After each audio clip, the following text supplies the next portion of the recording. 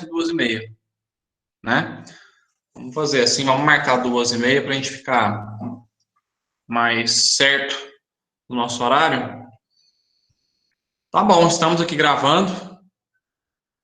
E hoje, então, o tema é esmalte dentário. Primeiro slide aí que você já vê aí na tela, né? Mostra aí uma grande peculiaridade, né? Assim, uma exclusividade desse tecido, que é essa carga, essa porcentagem de material inorgânico. Então, eu digo para vocês que o esmalte ele é o tecido mais duro do corpo humano. É muito duro, ele é muito mineralizado, né? Então, 97% dessa estrutura é mineral, o que faz que ele seja extremamente duro. E, às vezes, ser duro não necessariamente quer dizer ser resistente, né? Ele pode trincar, ele pode ser quebradiço, ele não tem elasticidade, né? A elasticidade é muito baixa. Mas, apesar disso, tem 1%zinho ali de material orgânico, que é dado pelas proteínas da matriz do esmalte, que a gente já vai detalhar um pouco mais, né, mais na frente. E a água.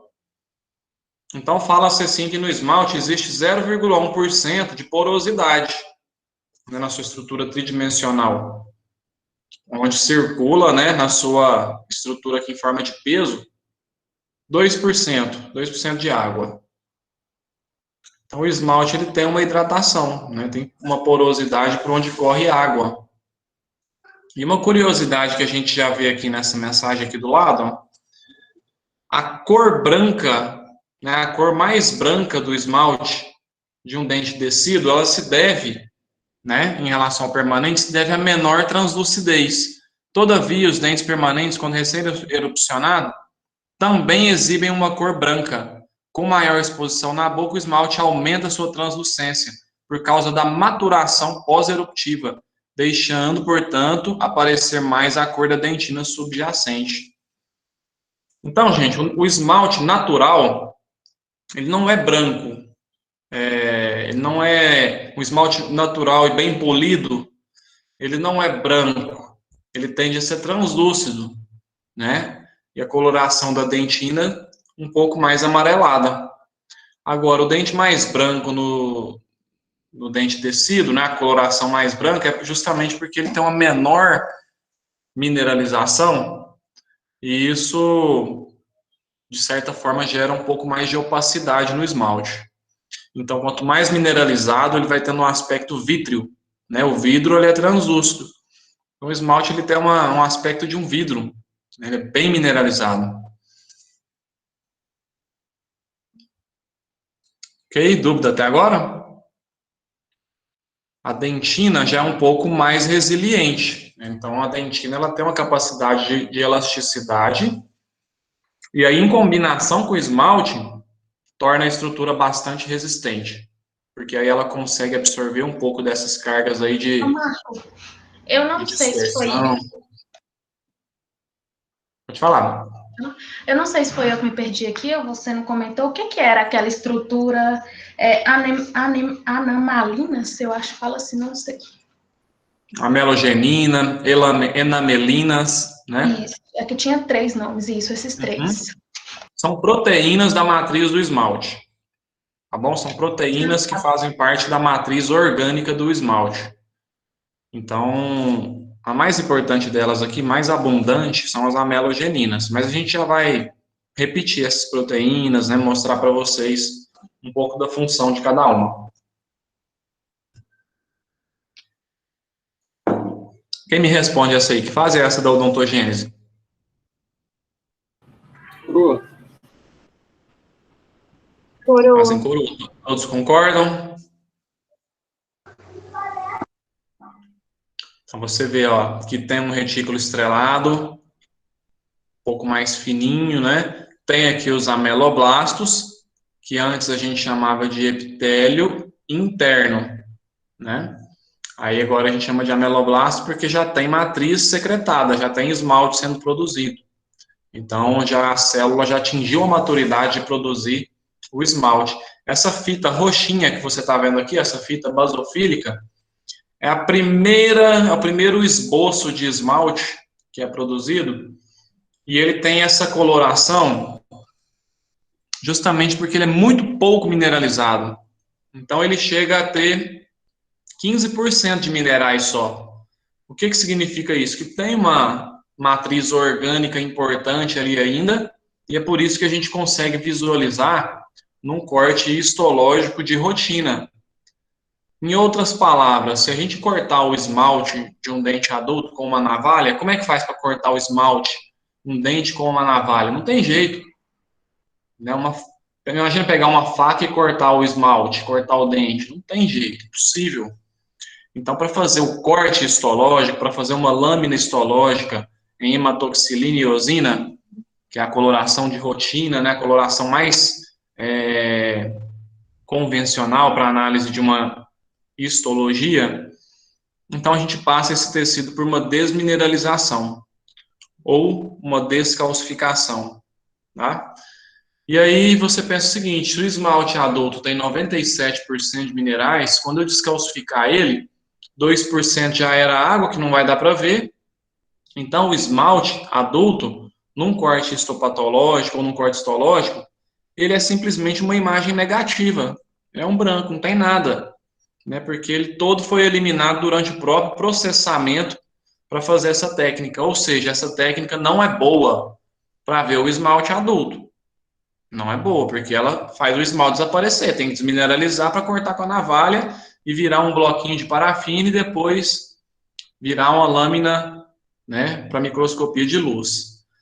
Vocês já viram como é que é as etapas de confecção de uma lâmina histológica? Algum professor já mostrou isso na disciplina de biologia celular? Tem uma noção? Parece que alguns fizeram um sinal meio que sim, e outros... Segunda semana do primeiro semestre do ano passado. Deram essa noção aí? Mais ou menos. Mas foi só uma noção mesmo, né? Bem de leve. Que a gente fez. Tá. Depois eu vou fazer o seguinte, eu vou explicar isso aqui para vocês, como é que faz a lâmina histológica, tá? Como é que são os passos. Mas de uma forma bem resumida, é assim, você tem uma peça que você tem a intenção de analisar. Essa peça, ela passa por uma fixação em formol. Fixação é justamente para não sofrer uma degradação tecidual, para que esse tecido se preserve, né? Depois que está no formol, aí vai vir uma bateria de soluções com o intuito de desidratar. Então, o álcool 70%, depois 80%, depois 90%, depois absoluto. Depois que desidratou totalmente o tecido que você vai avaliar, existe uma outra solução que chama xilol. O xilol, ele é solvente de parafina. Então, você começa a colocar do álcool para o xilol, de forma que o álcool vai sendo substituído por xilol. Aí vem xilol 70%, 80%, 90%, 100%.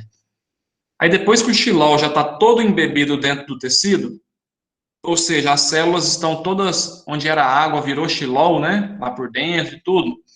Aí você começa, então, a mergulhar esse fragmento numa parafina fundida. Então, a parafina começa a penetrar dentro do tecido, porque o xilol é um solvente parafina. Tudo bem? Então, aí o que acontece? Depois que parafinou todo esse material, né? Tá cheio de parafina lá dentro, o resultado final é a construção de um bloco de parafina com o tecido preso lá dentro do bloco de parafina. Aí você vai cortar esse tecido com uma navalha lá no micrótomo, né? O micrótomo faz umas películas bem fininhas desse tecido, que agora está emblocado, né? E essas películas bem fininhas, então, elas vão ser coloridas, elas vão ser coradas por hematoxilina e eosina. Essa seria a sequência básica aí, né, da rotina de construção de um material para análise e microscopia de luz. Agora, como é que nessa etapa de navalha vai cortar o esmalte? Então, antes de tudo isso, este tecido ele fica mergulhado em um ácido, uma solução ácida, tá? Que pode variar aí, tem laboratório que usa ácido fórmico, tem laboratório que usa EDTA, né? E aí esse ácido, então, desmineraliza todas as estruturas que são duras para que aquele tecido, né, seja observado nesse corte convencional. Então, gente, isso aqui é um corte convencional. E se eu estou vendo aqui essa matriz de esmalte aqui bem roxinha, quer dizer que ela tem uma matriz orgânica importante, é cerca de 15% só desse esmalte aqui que é mineralizado. Esse esmaltezinho inicial, essa primeira camada de esmalte, daqui a pouco a gente vai chamar ela de esmalte aprismático. Aprismático. Agora, você percebe aqui que a dentina já está bem mais espessa que o esmalte. Ó. Esse rosa aqui ó, é todo dentina. Quer dizer, a dentina começou sua produção antes. Né? Então, ó, a dentina começa primeiro e a partir do contato desse ameloblasto aqui com a dentina que já foi produzida, imagina aqui nesses cantinhos assim, né? Está começando. Então, quando o ameloblasto encontra sinais, né, bioativos, biomoleculares que vêm da dentina, ele termina a sua diferenciação celular e então adquire a capacidade de produção da matriz do esmalte. É uma interação epitélio-mesenquimal. O epitélio, no caso, o esmalte, é o ameloblasto, né, que tem uma origem epitelial, e mesênquima, no caso, é o ectomesênquima, o odontoblasto, que tem a origem do ectomesênquima, né, na polpa dentária. Então, essa fase é a fase em coroa. Se eu já estou vendo esmalte dentina, não tem dúvida, né? E aí, gente, então, você percebe, ó, só que relembrando, né, um pouco lá das fases da odontogênese, aqui seria um lembretezinho aqui da fase de campânula. Na fase de campânula, aquilo que era capuz, ó, virou campânula, aqui embaixo. E aqui, essa parte mais inferior aqui, que é importante para a gente retomar aqui, né? Que é quando o verdinho começou a virar roxo aqui, ó, significa o quê? Uma transformação, né? Desse epitélio interno do órgão do esmalte em ameloblastos ou pré-ameloblastos. Melhor chamar de pré-ameloblasto.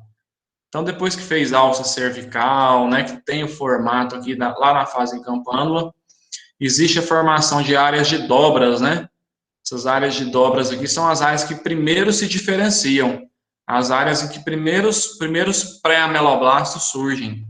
E vai ser a região onde vai começar a produção do esmalte, dessas pontas de cúspide, ou das áreas aí de borda incisal, né, quando for um dente incisivo.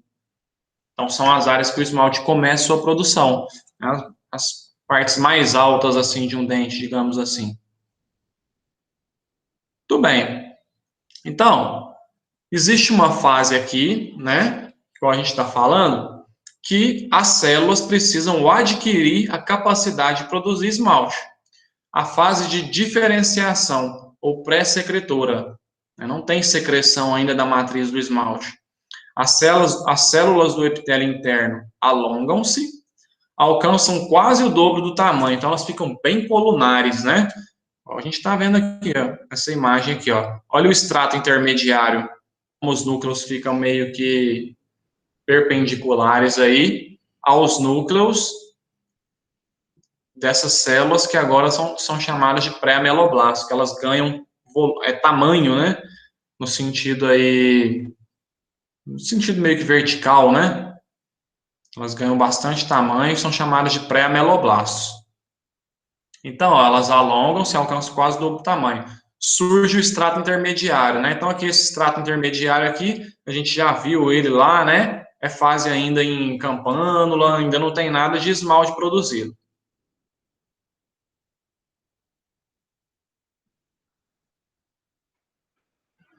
Aí, ainda nessa fase aqui de diferenciação, ó, mostrando, né, como que as células do epitélio interno vão ficando de cúbicas, elas vão ficando colunares, elas vão ganhando esse tamanho, vão aumentando, vão ficando colunares, né, de cúbica para colunar. E você observa que o núcleo dessas células, ele vai assumindo uma polaridade, que é inversa da área aqui da dentina, inversa da polaridade aqui dos odontoblastos. Então, o que acontece? Existe aqui uma lâmina basal ainda, que sustenta essas células epiteliais, e que daqui a pouco ela vai ser degradada, mas por enquanto existe ainda uma lâmina basal aqui. Então, por que isso aqui ganha o nome de polarização invertida, né? Ou inversão de polaridade? É que o núcleo, ele fica numa região inversa aqui da sua lâmina basal. E é justamente uma modificação que o futuro ameloblasto, né, está fazendo para manter as suas organelas de exportação mais próximas do ambiente aqui, onde elas vão ser despejadas no meio extracelular, onde elas vão ser exocitadas, né? Então, aqui você vai ter uma grande quantidade nessas células, opostamente ao núcleo, você vai ter uma grande quantidade de retículo endoplasmático, né, de complexo de Golgi, tudo voltado aqui, essa maquinaria de produção para a área de lâmina basal. Então, ó, ocorreu a inversão da polaridade, as células passam a ser chamadas de pré-ameloblastos. Formam-se junções comunicantes, a gente chama de junções tipo gap, desmossomas e junções oclusivas, que é a junção tight. Junção comunicante, né? Então, quer dizer, existe comunicação entre uma célula e outra. Tipo gap, né? Existe um gap, existe uma comunicação, troca de biomoléculas, troca de sinalizações. Agora, existem também desmossomas. São áreas de união, áreas de fixação entre essas células. Então, elas se prendem, estão presas uma na outra, ao mesmo tempo que elas têm áreas de comunicação e troca de biomoléculas, né? E também tem junções oclusivas. O que significa a junção oclusiva? Significa o seguinte, que entre um ameloblasto e outro não passa nada. Peraí, não é assim que eu queria falar. Que entre um ameloblasto e outro existe um selamento, de forma que só passa alguma coisa de um lado para o outro se for por dentro dos ameloblastos. Então, existe um selamento aqui. Existe comunicação entre ameloblastos, mas existe aqui um selamento que faz, né, com que nenhuma biomolécula ultrapasse de um lado para o outro, né, essa camada de ameloblastos, sem ter sido por dentro da célula, pelo meio intracelular. Então, elas são seladas, né, existe um selamento ali. Então, essas células se comunicam, estão unidas umas às outras também por desmossomos, e elas selam. Não existe nem passagem de água se não for por dentro da célula. Então, não existe aqui, ó, uma separação entre essas células aqui que permita transporte de íons, de biomoléculas, né? Tudo isso acontece por via intracelular. Muito bem. Então, depois dessa fase aqui que a gente chamou de fase de diferenciação, né? Uma fase morfogenética, a gente vai ter uma fase que é secretora. Então, esse pré-ameloblasto, ele adquiriu agora uma maturidade, né? Uma diferenciação que é suficiente para que ele já comece a exportar, então, essas proteínas que vão dar origem ao esmalte dentário. Então, na fase secretora da amelogênese, nós vamos ter uma produção, né, uma exocitose de uma série de proteínas que não são colágenas, tá? Então, uma outra peculiaridade do esmalte é que no esmalte, diferentemente de qualquer outro tecido duro, por exemplo, dentina e osso, sempre tem colágeno, e no esmalte não tem colágeno. As proteínas são não colágenas, ou não colagênicas. E deste grupo de proteínas destacam-se as amelogeninas. As amelogeninas, então, a gente está colocando assim no plural, porque são mais ou menos 9 isoformas de amelogenina. Não é uma proteína única, não. Ela tem algumas pequenas variações, né? A gente chama então de isoformas. E 90% dessa matriz do esmalte é composta por amelogeninas. Então, as amelogeninas, elas fazem um volume grande dentro dessa pequena quantidade de proteína que fica num esmalte adulto. Mas um cuidado que eu vou falar para vocês aqui é o seguinte: o esmalte adulto tem 97% de minerais, mas eu acabei de mostrar para vocês numa imagem que o esmalte na sua fase inicial de secreção, ele vai ter, aquela primeira camadinha, por exemplo, vai ter 15%. né? Depois que toda a espessura do esmalte foi produzida pelo ameloblasto, esse esmalte ainda vai ter só 30% de minerais. Então, aquela primeira camadinha é 15, aí ela vai ganhando um pouquinho mais de minerais, e na hora que terminou toda a fase secretora da amelogênese, a gente vai ter 30% só de minerais. Quer dizer, existe uma carga orgânica importante, né, dessas proteínas na fase de formação do esmalte. É depois que essa carga de proteína vai ser reduzida, vai ser eliminada. E a gente já vai chegar lá. E aí, lá na fase secretora, gente, tem um detalhe aqui que é extremamente importante, que é o seguinte. Eu falei para vocês ali agora há pouco que aquela primeira camadinha de esmalte, ela poderia ser chamada de esmalte aprismático. Um esmalte aprismático significa que os cristais que estão se formando, né, de hidroxiapatita, você já anota aí o nome dos cristais, né, que é cristais de hidroxiapatita, é o nome dessa pedra mineral que se forma, né, ela é baseada em cálcio, fosfato e hidrogênio. Então, na primeira etapa de produção do esmalte, que é uma etapa muito rápida, ou seja, ela gera somente uma faixa aqui, ó, de 30 micrômetros de esmalte, então esse esmalte vai ser aprismático. Todos os cristais de hidroxiapatita estão orientados numa mesma direção. Eles são formados, tipo assim, paralelos entre si, sempre numa mesma direção. Então, não existe uma organização dos cristais de hidroxiapatita. Isso é um esmalte aprismático. E isso se dá por quê? Porque o ameloblasto, ele tem uma terminação celular que é retilínea, então ele libera de uma maneira meio que homogênea as proteínas que vão iniciar a mineralização do esmalte, sem provocar, assim, uma certa distribuição e organização dessas proteínas. Ele libera elas todas no mesmo sentido, da mesma forma. Então, você vê aqui um ameloblasto, isso aqui é a porção terminal aqui do ameloblasto, ó. Cada verdinho desse aqui é o prolongamento citoplasmático do ameloblasto. Então, ele é quadrado, assim, ele é reto. Ele é paralelo, né? Paralelo ali à junção, a futura junção amelo-dentinária, né? Entre esmalte e dentina. Bom, aí o que acontece? Em um determinado momento, 30 micrômetros, gente, só para vocês terem uma ideia, é 0,03 milímetros. Né? Então, é muito, muito pequenininho esse esmalte aprismático, né? Aí, quer dizer, depois de 30 micrômetros, esse ameloblasto, ele parece ganhar uma junção, tipo desmossomo, adicional. Ele desenvolve uma junção adicional. E vocês têm que pensar o seguinte, as células estão presas entre si, né? Não tem desmossomo entre os ameloblastos, eles estão presos entre si. Só que à medida que eles vão produzindo, a tendência é que eles afastam entre si, porque é centrífuga, né? Então, as células estão produzindo, elas vão fazendo isso aqui, elas vão se afastando entre si. Então, o que acontece?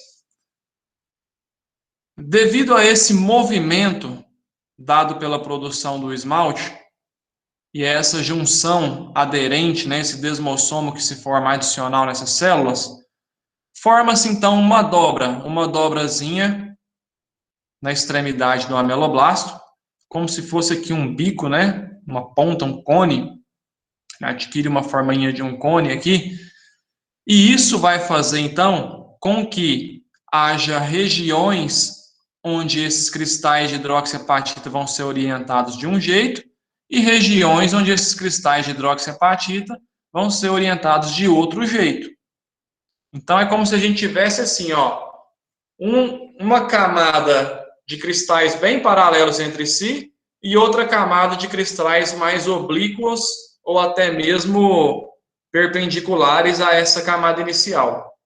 Então, cada célula, cada ameloblasto vai produzir as duas situações. Em um pedaço do seu prolongamento, ele produz paralelo, e em um outro pedaço, oblíquo ou perpendicular. Então, essa organização vai criando no esmalte uma estrutura tridimensional, né, desses cristais de hidroxiapatita, que a gente chama de prismas. Vai criando prismas do esmalte.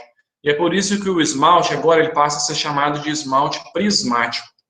Porque agora, o ameloblasto adquiriu isso daqui que a gente chama de prolongamento ou processo de Thomis.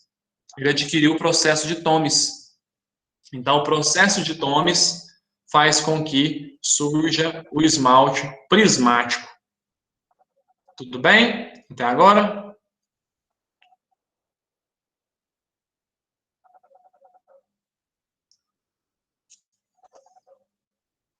Só um segundinho. Tudo bem, gente? Alguma dúvida até agora?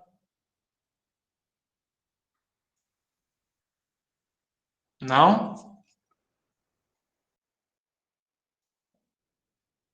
Então, a resposta aqui, gente, é uma ligação. Tudo bem, pode falar. Tudo bem, professor, por enquanto tá, não sei se é porque ainda é bastante complexo, ainda não tem dúvida, não. Tá joia. Tudo bem.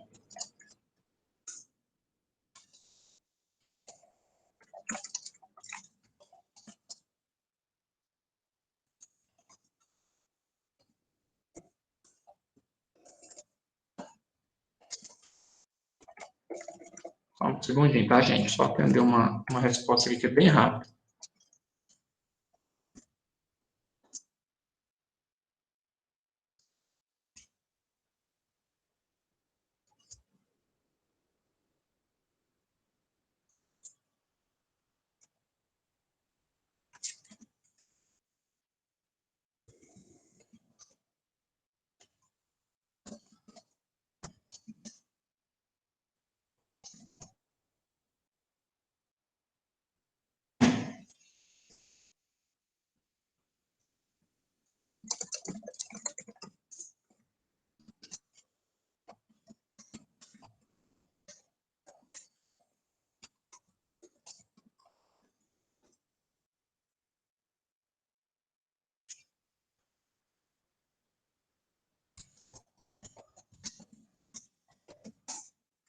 Ó. Então, olha só, quando a gente olha aqui agora para essas marquinhas aqui desenhadas no prolongamento da célula, eu quero que você reconheça o seguinte, ó, do risco vermelho para cá, os cristais estão bem paralelos, e aqui vai existir uma outra região aqui mais branquinha que produz os cristais meio que oblíquos ou transversos, né, ou até perpendiculares. Mas vai ficar aqui uma camada aqui, ó, uma região, que é uma região não secretora. Então, ele para de secretar nessa região aqui e secreta nessas outras duas. Então, fica uma superfície secretora e uma superfície não secretora. Essas informações aqui são importantes, gente, muitas vezes até mesmo por questão de concurso. Então, você sabe que na hora que surge o processo de Thomis, o ameloblasto, ele começa a dar uma orientação distinta para os cristais de hidroxiapatita, formando prismas do esmalte, de maneira que ele tem uma superfície secretora e uma superfície não secretora. A gente está olhando aqui, ó, bidimensional, né? Daqui a pouco a gente vai ver como que isso ganha forma num aspecto tridimensional.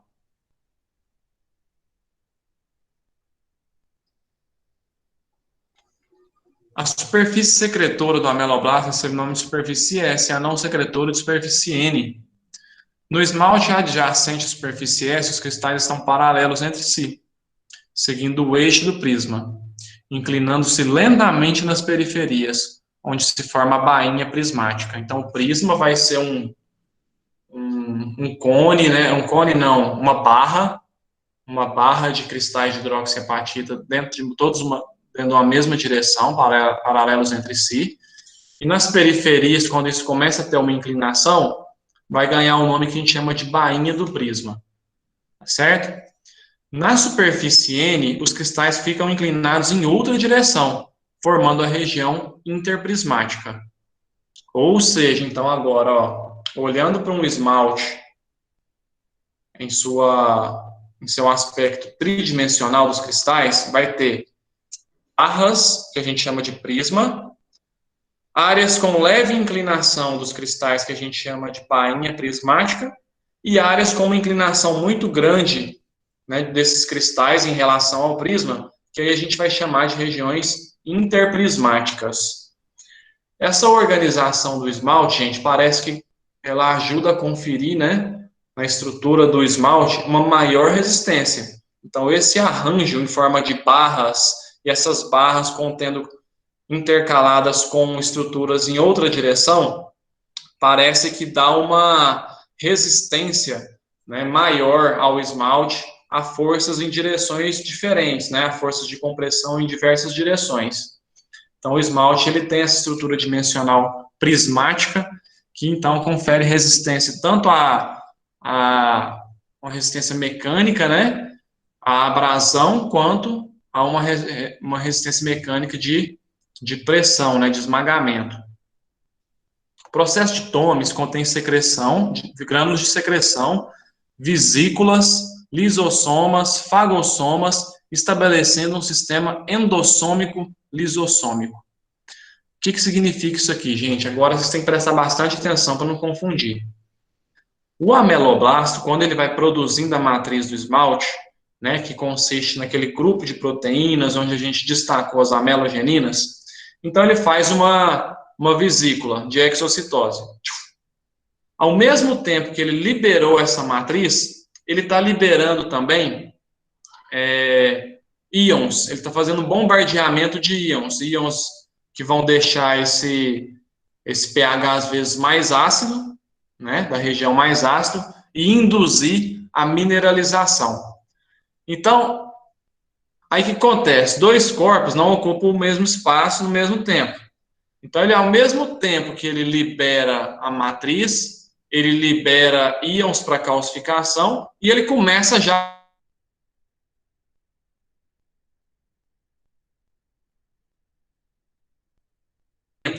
que ele vai fazendo exocitose, ele vai fazendo endocitose daquilo que já vai sendo reabsorvido, porque já fez a função. A função da matriz do esmalte, ela é basicamente orientar a formação de cristais de hidroxiapatita. Depois que os cristais estão formados, o ameloblasto, então, com esse sistema, ele reabsorve essa proteína. Essa proteína, então, ela perde o seu sentido, né? Ela perde o seu objetivo. Ela já cumpriu o seu objetivo, na verdade, que é dar orientação para os cristais de hidroxiapatita. E a gente já vai detalhar isso também, um pouco mais a função de cada proteína. Então, outras modificações. Células do epitélio interno que ficam com alta atividade de fosfatase alcalina, né? Fosfatase alcalina também é uma enzima que induz, né, o depósito de cálcio, induz o depósito de cálcio sobre a matriz proteica. O retículo estrelado vai ter perda de material, quer dizer, esse retículo estrelado aqui ele vai ficando cada vez mais atrófico. E existe, então, a proximidade entre ameloblastos e folículo dentário, quer dizer, o ameloblasto que está aqui, ó, ele fica cada vez mais próximo do tecido conjuntivo que está lá de fora do folículo dentário, justamente porque o retículo estrelado do órgão do esmalte ficou atrófico, fica bem fininho. São características que você olha morfológicas aqui nessa fase da coroa, né, da odontogênese. E aqui, então, explicando um pouco mais de detalhe esse sistema endossômico lisossômico. Então, você vê aqui o biquinho aqui, que é o processo de Thomes, né? Simulando aqui o processo de Thomes. Aqui seria, então, o ameloblasto. E aqui o espaço onde está sendo depositada essa matriz do esmalte e onde está acontecendo simultaneamente a mineralização. Todos os outros tecidos, gente, dentina e osso, primeiro deposita a matriz e depois essa matriz mineraliza. Tanto que quando a gente falar de dentina, a gente vai falar sempre de pré-dentina e dentina. Então, existe uma matriz previamente depositada e depois ela mineraliza. O ameloblasto, ele não dá tempo. Ele acaba já de depositar a matriz, ele já está mandando aqui, né? Ele já está mandando grânulos aqui, ó, que vão conter íons cálcio, íons fosfato. Então, ele já começa a mineralização simultaneamente com o depósito da matriz proteica. E no meio disso tudo, ele começa, então, ó, a fazer endocitose, ó, né, de matriz que já está sendo degradada por enzimas lisossomais, metaloproteinases enamelisina, serinoproteinase. Não precisa memorizar o nome dessas enzimas. Então, o que é interessante é o seguinte, ó. De um lado ele secretou a matriz, do outro ele já secretou o que reabsorve essa matriz, porque a mineralização está acontecendo simultaneamente. Então, vocês vão pegar isso lá no livro do Catibone, essa figura dele, e concentrar para entender esse sistema endossômico lisossômico. O que também não tem muito mais o que detalhar além disso, né? É ter esse conceito de que é um sistema onde, ao mesmo tempo que a matriz está sendo depositada, ela já sofre mineralização e reabsorção simultâneas. Então, é muito rápido esse processo, não tem um pré-esmalte. Então, mesmo nessa fase inicial do esmalte, 15% dele já começou a mineralizar. 15%. Então, não esperou, não tem nenhum intervalo aí, né, de tempo para começar a mineralização da matriz do esmalte. E aí, gente, após o término da secreção, dessa fase secretora da amelogênese, né, quando o esmalte já tem toda a sua espessura, né, aqueles 2,5 milímetros, quando é as áreas bem mais espessas ali de um molar, por exemplo. Então, quando o esmalte atingiu todo o seu volume desejado, geneticamente preparado, acabou a fase de secreção, e nessa fase de secreção terminada, termina-se esse esmalte com 30% de mineralização. Então, ao fim da fase de secreção, qual que é a mineralização do esmalte? 30%. Aí você pensa assim, opa, então ainda tem algumas coisas para acontecer até ele chegar lá nos 97% do adulto, até ele ficar a estrutura mais mineralizada do corpo humano. Então, nessa fase aqui, terminou o quê? Terminou uma espécie de arcabouço do esmalte e já contendo 30% de mineralização. Tá? 15% é só naquele início, naquele esmalte aprismático, que é só o início que ele a gente consegue ver ele bem com coloração roxa basofílica. E então, findada, né, a fase de secreção da amelogênese, vai ter uma outra fase da amelogênese chamada fase de maturação. A fase de maturação, gente, ela é uma fase muito longa, ó. Ela é 65% do período da amelogênese. Então, ou seja, o esmalte, até que ele se forma meio que rápido, ó. 35% do período da amelogênese é para definir esse volume da coroa. Definir o volume da coroa. Agora, vai demorar uma quantidade grande de tempo para que este tecido com 30% de minerais passe por uma maturação, onde vai ser agregado mais mineral, onde os cristais de hidroxiapatita que estão pequenininhos, agora eles vão crescer, eles vão ficar mais volumosos. Então, a carga, o volume geral, né, a carga inorgânica, né, do esmalte, ela aumenta demais. Então, nessa fase de maturação, o que está acontecendo? Ó, o esmalte, o ameloblasto, ele era secretor e tinha um biquinho que era o processo de Thomis, né, que fez o esmalte prismático.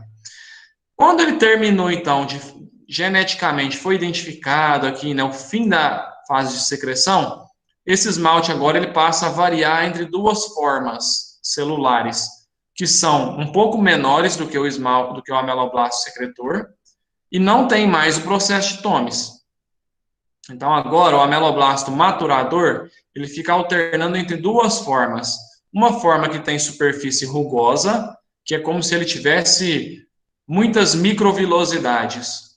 Uma superfície rugosa, né? Vários prolongamentos, assim, celulares, né? Como se fossem os dedinhos de polvo, assim, ó. E ele depois tem ele alterna para uma superfície lisa. Mais ou menos aqui, de 8 em 8 horas. Quando que isso acontece? Quando ele está com superfície rugosa, ele está fazendo bombeamento de íons. Um bombeamento muito intenso de íons. A gente sabe que quando você está bombeando íons, o pH cai, fica ácido. Né? Onde não tem muito H+, não é ácido, não é um ambiente mais ácido. Então, o que acontece? Esse ambiente fica ácido. Quando o ambiente fica ácido, a célula muda de conformidade. Vira um ameloblasto aqui de superfície lisa. que é a superfície lisa? Aqui, ó, a extremidade dele, a porção terminal dele aqui fica lisa. E nesse momento aqui que ele está com superfície lisa, ao invés de estar bombeando íons, ele agora está fazendo endocitose, reabsorvendo o quê? Mais matriz orgânica. 2 corpos não ocupam o mesmo lugar no espaço. Então, enche de mineral, tira proteína. Enche de mineral, tira proteína para abrir mais espaço para mais mineral, né? Então, essa fase de maturação, o ameloblasto ele fica desse jeito, variando entre uma forma de superfície rugosa e uma forma de superfície lisa. E aí, depois que fez a fase de maturação, a última fase aí da amelogênese é uma fase que a gente chama de fase de proteção. Olha como é que o ameloblasto fica regredido. Ele vira uma célula cúbica, pequenininha, um dado. Vira um dadinho aqui, né? Um cubinho de gelo. Então, ele sai de uma coisa colunar alta e pontiagudo, porque tinha o processo de Thomes. Aí ele vai variar entre uma forma colunar um pouquinho mais baixa e depois para uma forma cúbica. A fase de proteção, o próprio nome diz a função dela. Então, os ameloblastos eles ficam agora fazendo só um revestimento para o esmalte, até que esse esmalte atinja o meio intrabucal, né, a superfície externa, até que ele vá para o ambiente externo. Então, essa fase de proteção aí é simplesmente um revestimento de proteção desse esmalte, e que se for rompido esse revestimento, as células fagocitárias do sistema imune identificam o esmalte como um antígeno. Então, o esmalte ele é algo estranho, ele não entrou em contato com o sistema imune. E aí ele pode ser reabsorvido nas áreas onde tiver uma ruptura dessa camada de ameloblastos protetores. Ah, professor, e quando que isso acontece? Isso acontece, por exemplo, com um trauma. Um trauma de um dente descido, né? O menino vai lá, cai, manda a boca no chão, o dente de leite dele afunda e a raizinha do dente de leite dele vai lá e belisca o germe do dente permanente que está em formação. Causa uma laceração ali, um rasgo, um trauma no germe do dente permanente. Então, isso pode gerar defeitos na formação do esmalte, né, por interrupção, se estiver na fase de proteção, se estiver na fase de maturação, né, ou até mesmo na fase de secreção, lá que foi a primeira fase. Aí eu vou ler vamos ler esse slide aqui, alguém para mim, e aí a gente vai parar um pouquinho para tirar a dúvida. Quem quiser aí, estiver já com dúvida. Vamos ver aqui. Tem tanta Luana, deixa eu escolher uma Luana aqui. Luana Samila.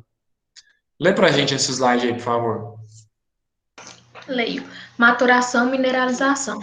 Supõe-se que os cristais de fosfato de cálcio da dentina do manto sejam os agentes enucleadores para a mineralização inicial do esmalte.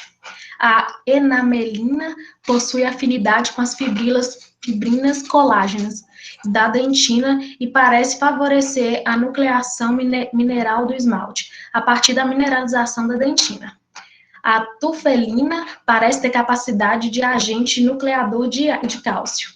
A amenogenina orienta o crescimento e disposição dos cristais mineralizados. Muito bem, então vocês viram aí que as proteínas elas têm uma função meio que já foi identificada, né? Apesar disso ainda ser um pouco incerto, né? Mas parece que elas têm algumas especificidades no sentido que a enamelina aqui, ó, ela vai atrair uma onda de calcificação que vem lá da dentina que já foi depositada antes. O primeiro tecido mineralizado a se formar é a dentina. Então a enamelina ela é como se fosse uma proteína oportunista. Já começou uma nucleação de cálcio ali, uma onda de mineralização, porque a mineralização, gente, é um fenômeno extremamente complexo e desconhecido. Por que calcifica ali naquele lugar? É como se fosse um precipitado, ou existem superfícies com carga elétrica que favorece a precipitação e a formação de minerais. Então, a compreensão do processo de mineralização ela ainda é limitada. E aí a gente sabe que na dentina isso acontece por meio de vesículas contendo fosfatase alcalina, e no esmalte a gente sabe que, em parte, isso vai ser atraído da dentina por meio das enamelinas. Então, a enamelina pega esse fenômeno químico que é extremamente complexo e que já começou na dentina e faz ele se propagar para a área do esmalte. tá? Então, a enamelina tem essa função de aproveitar um pouco da onda de mineralização da dentina e propagar para o esmalte. A tufelina parece que por si só tem uma capacidade de iniciar um núcleo de calcificação. Parece que tem a capacidade de agente nucleador de cálcio. Então, a enamelina, oportunista. A tufelina começa ali alguma coisa do zero. E a amelogenina, que é aquela mais abundante da matriz do esmalte, ela orienta, então ela molda, né, a conformidade, ela orienta aí esses cristais de hidroxiapatita que estão sendo formados. Tudo bem? Entenderam a diferença entre elas aí? Tem um produto que se chama Endogain.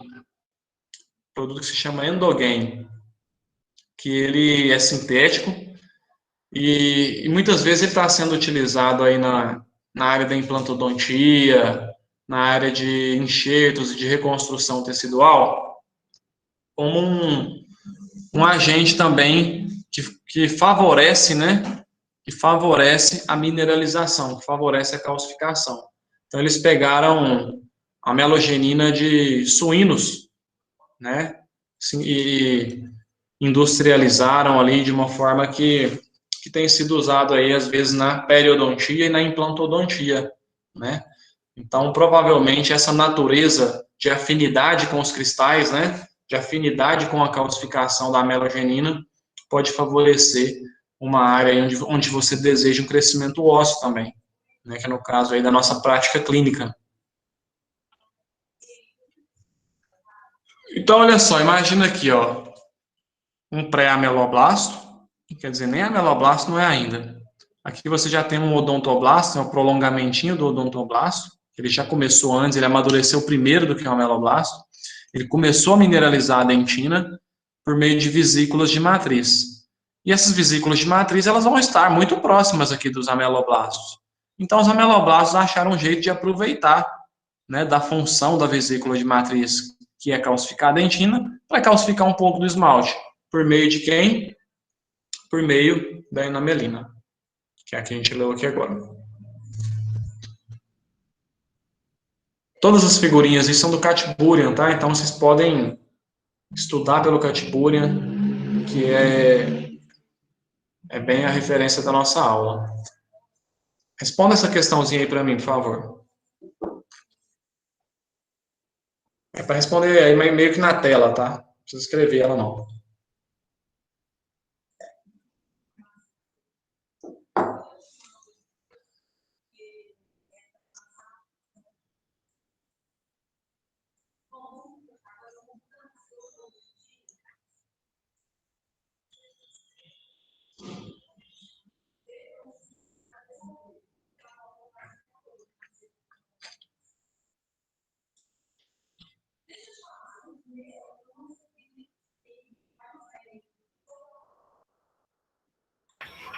O que seria o estágio de Nola? Ah, então pronto. Aí já um conteúdo que vocês não tiveram ainda, né?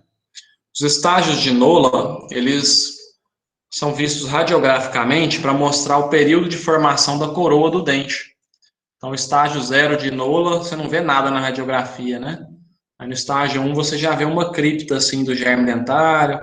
Estágio 2 você vê 2/3 da coroa já formada. Estágio 3 a coroa está quase completa. Estágio 4 começa um pouquinho da fase de raiz. Estágio 5, 1/3 da raiz completo. Então são estágios para você ver a formação do dente numa radiografia. Vocês vão aprender isso lá em odontopediatria. Mas essa pergunta aqui, só para chamar a atenção para vocês, né, gente? Olha aí, foi uma pergunta tirada aí de um concurso, né? Já está um pouquinho antigo aí essa questão, mas questões de concurso, a gente tem uma certa tendência de repetir, né? Se um dia um de vocês forem estudar para concurso, a gente até recomenda que fica respondendo provas antigas, né? Uma tendência de repetir. Então aí quem respondeu B, né? O quinto vez de vida intrauterina. Então a resposta, gente, na verdade, é a letra A, quando o dente rompe na cavidade bucal. Então, gente, a fase de maturação, ela não termina ali com o ameloblasto protetor. né? Então, tem a fase do ameloblasto maturador, que varia entre a superfície rugosa e lisa, depois vira o ameloblasto protetor. Na hora que está o ameloblasto protetor, parou a mineralização ali, está 85%. Está entre 70% a 85% de minerais. E a gente viu lá no começo da aula que o esmalte chega a 97%. Então, a partir desses 80%, 70% até 85%, o dente vai erupcionar, ele vai emergir na cavidade bucal. E aí, por meio de trocas iônicas e da saturação de minerais da própria saliva, acontece o que a gente chama de maturação pós-eruptiva. Então, o dente, ele adquire aí cerca de 10% ainda de minerais só pelo contato com a saliva. Ou seja, outro ponto de vista também, o dente, quando ele acaba de emergir na cavidade bucal, ele não é tão mineralizado assim, né? Então, ele não tem tanta resistência igual ele vai ter após esse período de maturação pós-eruptiva, que dura cerca de 2 anos. E aí, gente, é a área que nós dentistas podemos atuar, né, intervir, fazer prevenção. Como? Orientação de higiene bucal e aplicação de flúor. Então, o flúor pode acelerar esse processo de mineralização, né? Então, ele protege e ele pode acelerar esse processo de maturação pós-eruptiva, né? Então, ele permite ali uma resistência mais rápida para o esmalte, que ainda, né, é um esmalte que vai amadurecer, e ainda num indivíduo que não sabe mal ainda escovar o dente, né? Porque o menino de 6 anos já tem um primeiro molar dentro da boca, né? Um primeiro molarzinho permanente.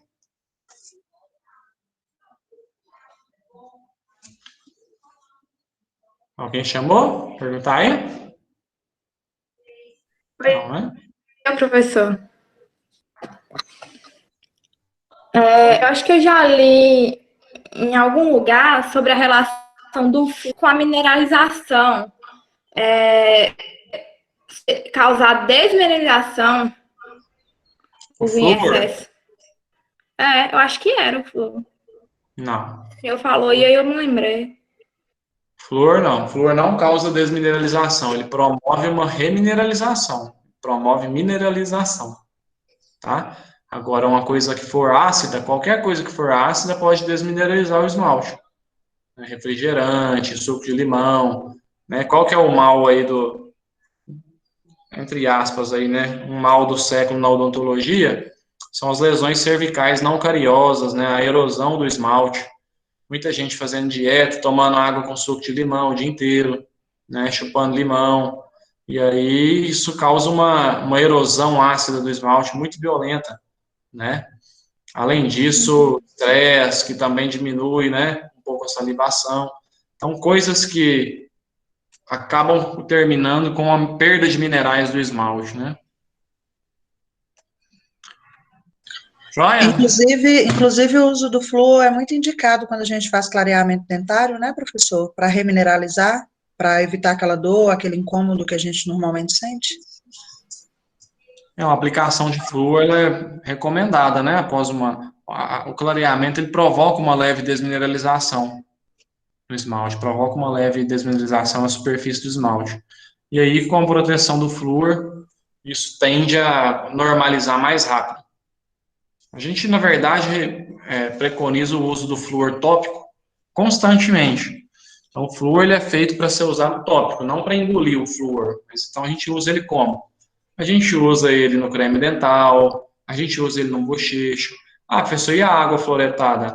O efeito do flúor é enquanto a água está passando pelos seus dentes, não é você bebeu e engoliu a água e o flúor vai lá no seu esmalte, né? Agora não mais, né? Seu esmalte já está pronto ali. Então, o efeito do flúor tem que ser tópico, na superfície do esmalte.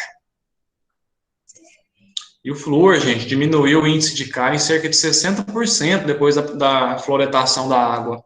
Então, é uma mudança muito gritante, né? Então, quer dizer, a cárie, que é uma doença que provoca um desequilíbrio de mineralização do esmalte, né? Favorecendo o quê? A desmineralização. Então, ela pode ser, essa doença, ela pode ser modificada na presença do flúor. Modificada. Não digo que ela vai ser curada, né? Depende de outras coisas, mas ela pode ser modificada. Então, vamos lá de novo para a fase de proteção. Pode falar. É porque, assim, tinha eu não lembro onde eu vi isso, mas, se eu não me engano, alguém falava que tinha uma relação sobre a ingestão de flúor com aquelas manchinhas opacas que apareciam no dente. Uhum. Tem mesmo. Isso aí a gente chama de fluorose. A fluorose, ela acontece durante o período de formação do esmalte. Tá bom? Então, ali o esmalte está sendo formado, aí o flúor, ele tem uma tendência muito grande de depositar em tecidos mineralizados. Então, o flúor está ali presente ali, né, no plasma sanguíneo e tudo mais. Na hora da formação do esmalte, ele acaba se incorporando na matriz do esmalte e prejudicando justamente aquela fase de maturação do esmalte. Então, vai ter áreas onde o esmalte fica hipomaturado, ele fica mais proteináceo, ele fica mais branco, opaco, né? E aí a gente chama isso de fluorose. Então, a criança aí, até os seus 6 anos de idade, né, a gente recomenda sempre que faça uma escovação com o mínimo de creme dental possível e com a orientação dos pais, porque a deglutição do creme dental pode causar fluorose. Tá, então, inclusive, até meio que condenam aquelas pastas com sabor, né? Porque induz a criança a engolir, né? Gostoso, né? Um Tandy, né? Você comer um Tandy é igual estar mastigando um chiclete, né? De tutti-frutti, é muito gostoso, né? Eu acho que eu já engoli Tandy. Eu lembro disso. Mas não tive fluorose, não. Todo mundo, né? Então, e aí, quer dizer, coisas também que vocês vão ver, né? Assim, com mais tranquilidade depois, na prática de vocês lá em odontopediatria, mas só adiantando, assim, né? Para contextualizar, né? O creme dental sem flúor também não é mais recomendado para criança. É recomendado o creme dental com flúor, só que em pequena quantidade. Né? A quantidade que eles falam é de 1 grão de arroz. Quantidade de 1 grão de arroz. Você põe na pasta de dente para escovar o dente de uma criança. Fase de proteção. Depósito de material semelhante à lâmina basal do esmalte aprismático terminal. Formação do epitélio reduzido do órgão do esmalte. Isso é importante para a formação do epitélio juncional. Então, nessa fase aqui, gente, o que acontece aqui? Eu não mencionei isso, vou mencionar agora. A primeira camada de esmalte produzida é aprismático. Aí forma o processo de Thomes. Ele vai ser, então, um esmalte prismático, em sua grande maioria da sua parte, né? E depois, na fase final, uma outra camadinha mais externa de esmalte termina também aprismático. Parece que o ameloblasto ele vai perdendo essa conformidade de processo de Thomes lá na superfície e fica uma superfície bem fininha de esmalte aprismático. Tá? Isso não tem tanta relevância não, porque quando o dente está em função, o próprio atrito alimentar praticamente desgasta esse esmalte aprismático, então ele é um esmalte só de um dente recém-erupcionado mesmo, essa última camadinha externa de esmalte aprismático. Agora, uma outra coisa interessante para a gente chamar a atenção aqui é o seguinte, vocês lembram que na fase de proteção o ameloblasto ele ficou agora cúbico, né? Ele ficou como se fosse um cubinho de gelo. Aí você fala assim, aí as outras camadas, o retículo estrelado do órgão do esmalte, o epitélio externo, o que aconteceu com elas? Todas elas se atrofiam, ficam bem atróficas, ficam achatadas junto com essas células cúbicas, que é o ameloblasto. Então ela forma assim uma espécie de um epitélio de revestimento para o esmalte, de 1, 2 camadas de células, que a gente chama de epitélio reduzido do órgão do esmalte. Ou seja, o que é o epitélio reduzido do órgão do esmalte, né? Então, é esse epitélio de proteção, né, do esmalte até a erupção, que é formado por quem? Pelo ameloblasto de proteção e por remanescentes do retículo estrelado e do epitélio externo do órgão do esmalte. Todos atrofiados, formando uma camadinha bem delgada, né, bem fina aí, de epitélio, que vai revestir esse esmalte até que ele saia na cavidade bucal. Aquela frase que eu falei para vocês mais cedo, ó. Caso o epitélio reduzido perca sua continuidade, o esmalte fica em contato com o folículo dentário que rodeia o dente de erupção. Nesse caso, pode haver reabsorção dessa área de esmalte através de odontoclastos, né? Então, células clásticas aí, ou deposição de um tecido mineralizado semelhante ao cemento, a partir de células do folículo dentário. Então, se teve trauma, se rompeu esse epitélio reduzido do órgão do esmalte, né? Está fazendo a proteção do esmalte, pode ser que aconteça reabsorção, ou pode ser que às vezes aconteça uma deposição de um material que parece cemento. E o cemento nós vamos falar na aula de periodonto, lá para frente. Tá? Outra coisa importante falar aqui com vocês é o seguinte: esse epitélio reduzido do órgão do esmalte, que vai acompanhando o dente até a sua erupção, quando o dente está aproximando do epitélio da boca, né, para sair no meio bucal, o epitélio reduzido se funde ao epitélio da boca. Então, não existe um rasgo, não existe uma exposição de tecido conjuntivo. Igual às vezes a gente vê, né, as pessoas mais velhas assim, no popular, fala assim, o dentinho está rasgando a gengiva, por isso que está com dor, por isso que está com febre a criança, né? Então, o dente não rasga a gengiva. O epitélio reduzido do órgão do esmalte, ele se funde ao epitélio da boca e abre uma passagem. Agora, por que às vezes dói, irrita e dá febre? Porque ali estão sendo produzidos mediadores de inflamação, de uma resposta inflamatória local. Então, isso pode acabar gerando um pouco de desconforto mesmo na criança. Mas não é porque está rasgando o dente, não, tá? Não tem nada rasgando, não. É porque acontece com uma resposta inflamatória leve naquele local. Então, gente, lembrando, né, microscopia eletrônica de transmissão é aquela que você vê organelas, né? Aqui você vê aqui, umas vesículas aqui, né, bem pequenininhas aqui. Vou aproximar aqui, né? Uma face aqui não secretora, você está vendo umas vesículas, viu o desenho das proteínas. Olha aqui, um monte de estruturas assim, que assim, a gente consegue ver em detalhe, né? Região da bainha do prisma. Então, esses risquinhos aqui são praticamente os risquinhos dos cristais de hidroxiapatita, né? Microscopia eletrônica de transmissão. Quando a gente olha para uma microscopia eletrônica de varredura, aí é um aspecto tridimensional. A gente quer ver a superfície externa. Olha como é lindo, gente. O prisma e aqui o esmalte interprismático.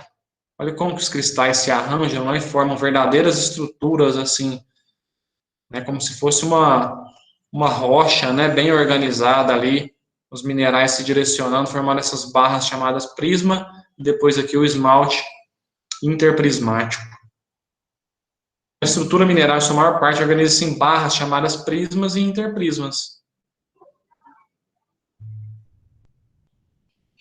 Olha aqui, uma outra microscopia eletrônica de transmissão, né? O bastão é a mesma coisa de prisma, pode ser chamado de bastão. E o interbastão aqui, o interprisma. A orientação que dá para ver dos cristais na microscopia eletrônica de transmissão, e se aumentar um pouquinho mais, você vê os cristais, como se fossem umas agulhinhas, né? Que são os cristais de hidroxiapatita. Então, é uma microscopia com um grande poder, né, de resolução. Aí não tem nada a ver com aquilo que eu expliquei para vocês, de fazer o bloco de parafina, que a técnica é outra. Esse bloco aqui é preparado de uma outra forma, com outras soluções, né? Que pra vocês terem uma ideia, é um bloco de resina que se forma. Fazer um corte bem rígido e extremamente fino, né? Para colocar no microscópio. Olha os cristais aí também, outra imagem, né? Como é que as pessoas conseguiram essa imagem aqui? Eu acho que um artigo, um artigo que está sendo citado dentro do livro Tinkate. Bom, gente, agora é o seguinte. Agora nós vamos olhar um esmalte num corte onde pega os prismas transversalmente. Então, o prisma em pé, ele é um poste, assim, um poste. Agora a gente quer olhar ele assim, Olhar ele assim. Aí quando você olha assim, você pensa assim, olha, se em pé ele é um poste, assim vai ser uma bolinha. Mas não é uma bolinha, porque lembra que existe o esmalte interprismático. Então, o ameloblasto, ele produz um prisma na sua superfície secretora e o interprisma na outra parte da sua superfície secretora. Então, ele forma como se fosse um buraco de uma fechadura, de uma chave. Quer dizer, cada ameloblasto faz uma estrutura dessa aqui, uma cabeça e uma cauda.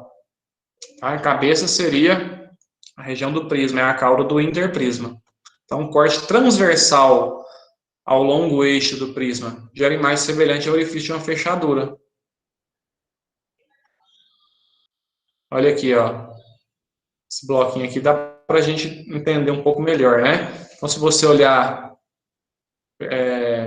olhar no corte longitudinal, né? Você vai ver só prisma e interprisma. Prisma e interprisma. Mas no corte transversal, você vai ver cabeça e cauda deste material, né, desse tecido.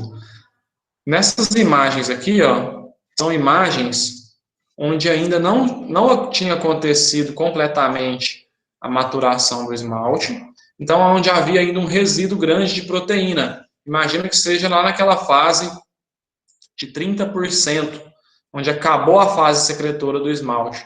Então, aí, se você fizer uma desmineralização nessa etapa, né, na etapa ali da fase de secreção da amelogênese, você consegue ver a matriz do esmalte, a matriz proteica do esmalte. E aí, na própria matriz proteica do esmalte, ó, de vez em quando você dá sorte de fazer uns cortes que dá para você ver a cabeça e cauda do que será o prisma, né?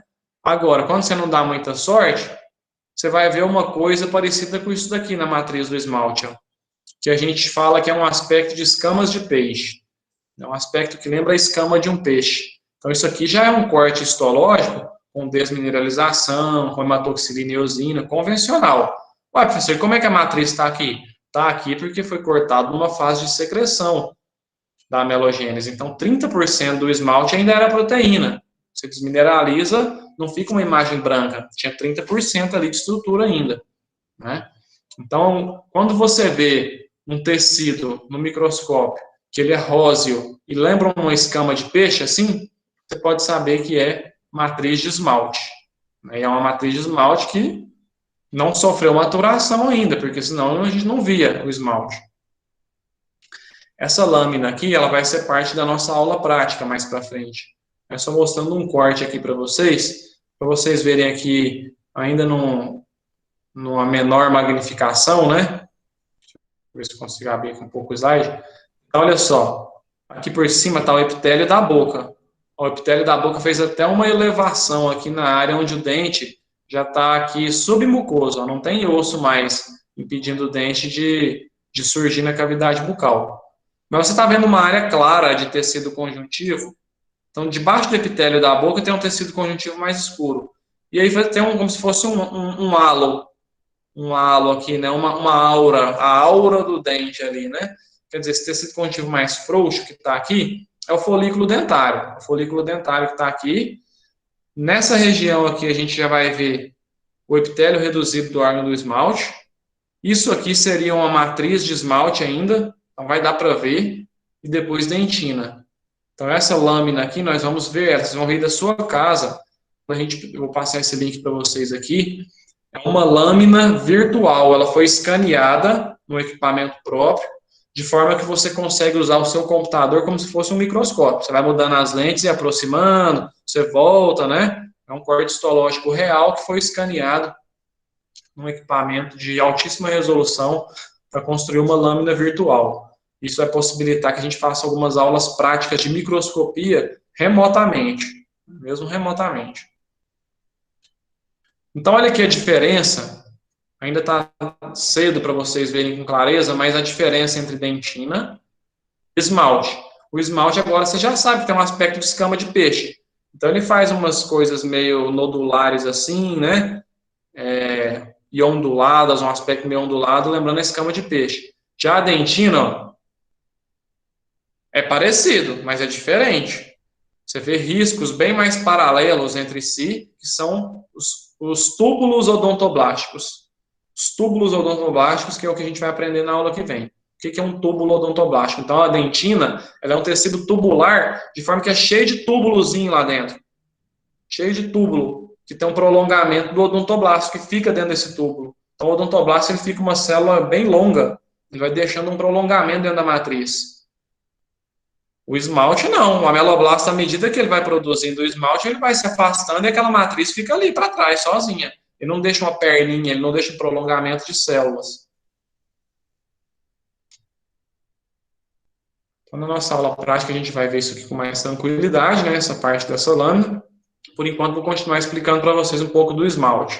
Então, aqui é uma outra microscopia eletrônica, né, aqui também de varredura, mostrando a superfície do esmalte, ó, onde a gente consegue ver um lugar que seria prisma, um mais clarinho que seria a bainha prismática, e uma região que não é redonda, não é nodular, que é o interprisma, a região interprismática.